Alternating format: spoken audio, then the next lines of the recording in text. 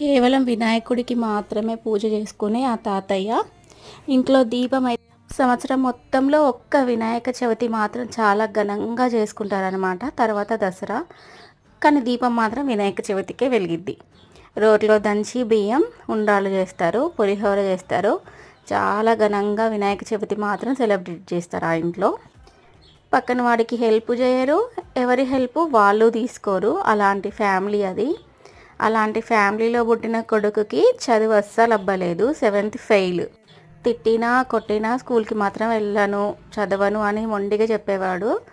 కూతుర్లు మాత్రం మంచిగా చదువుకొని, పెద్ద కూతురు డిగ్రీ వరకు కంప్లీట్ చేసింది, ఇంకా రిమైనింగ్ ఇద్దరు 10th వరకు చదువుకున్నారు. అమ్మ నాన్న అంటే చాలా గౌరవించే ఆ కొడుకు మాత్రం చదువు మీద మాత్రం ధ్యాస పెట్టలేకపోయాడు. చివరికి చేసేదేం లేక 7th తోటే ఆ చదువు ఆపేశారు. ఇంకా